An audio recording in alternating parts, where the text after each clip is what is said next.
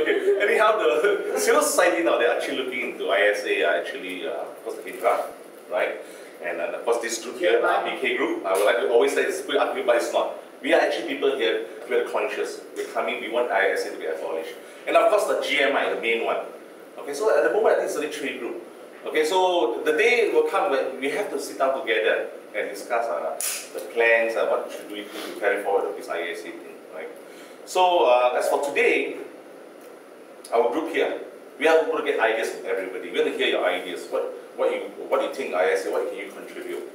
Okay, but before we go on that, we like to have I think a speaker right, who's going to share with us his experience during his time under ISA. So, Brother Rogers, we're trying to share something with the people here.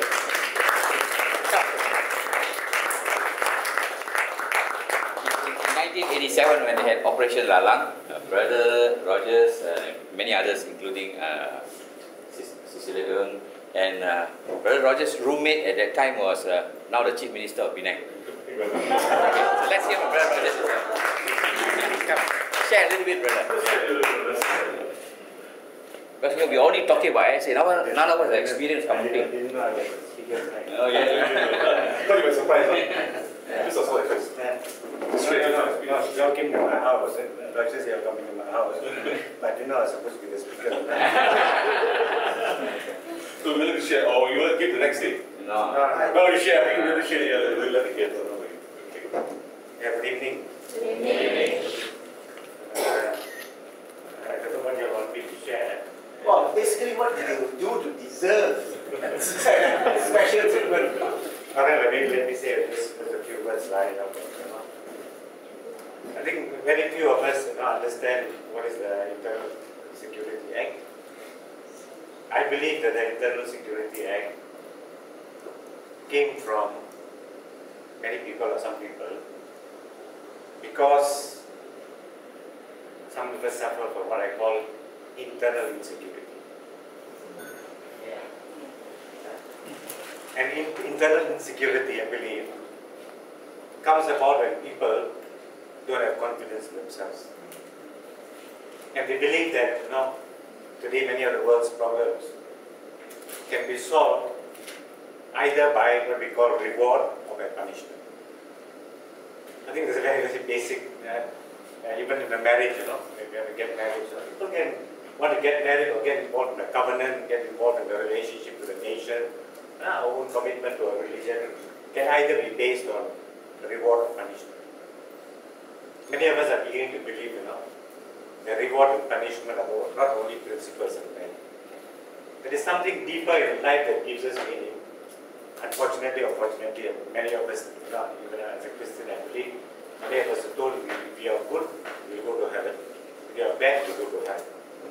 I have doubts about that sort of religiosity, that is based either on reward or punishment.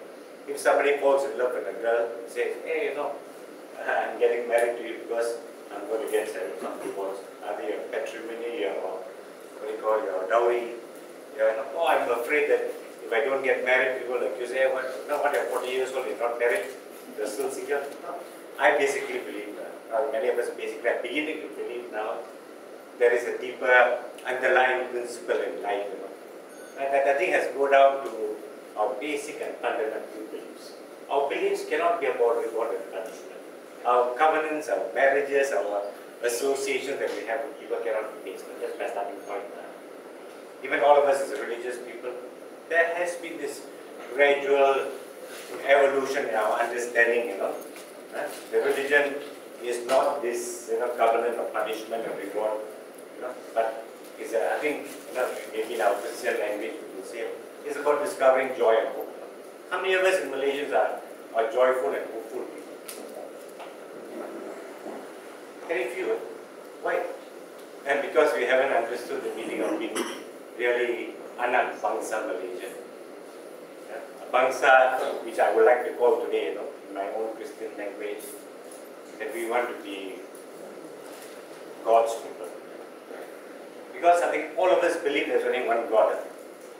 Hopefully, it cannot be many, many gods who created the heavens and the earth. And there's only one destiny for us, at the end of this life as human beings. And therefore, this journey, you can say, of life is a journey towards joy and hope. Without joy and hope, what is the meaning of being a human being? But unfortunately, because of our historical developments, and people have tended, towards wanting to use power, status, even their wealth, for their own self-gratification, rather than what many of us are beginning to believe, is something to do with our basic way in which we want to live out what it means to be a human person. So coming back to my little holiday that I had, for 20 months, 2 months in solitary confinement, another 8 months in Samunding, another 10 months at the house arrest in this house. I really believe, and that beyond the external ways in which we look at life, meaning external, meaning politics, economics, then deep down within, what I would call, and in my own little, I was talking to Serena the other day, in life sometimes life is a drama, maybe even a ritual in the case of a religious. But below the drama and the ritual, there is a little word that you add, SPI after the ritual, and the spiritual, which is about the deeper dimensions of life. It is not about the material, it's not about the physical, there is a spiritual. And that spirituality, for many of us, we discovered, it's not about fighting against the government, it's not about trying to tear down laws and rules, but essentially it's about what I call a new sensitivity to the human drama. Yeah, human drama is like, but none of us got time to watch dramas now, except soap operas. What is human drama?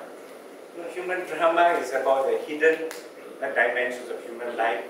So during our days in Samunding, one of the things that we discovered, one of the things that we joked about in the morning, we get up and say, oh, no need to go to work today. Oh, go to work.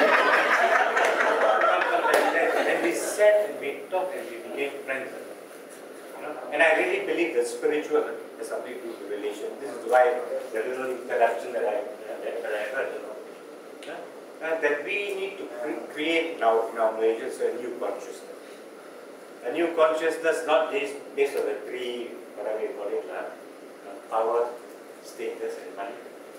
That is something for our children, something for the next generation. And this is where I think very ironically and very interestingly, when people are put into very, very difficult situations. I can talk a little bit about the church. Many of us have the Second Vatican Council, the church, which really brought about some very, very radical changes in the church. You know where that new birth of new creativity was born from? It was born from 2 world wars. 2 world wars in their own backyard in Europe.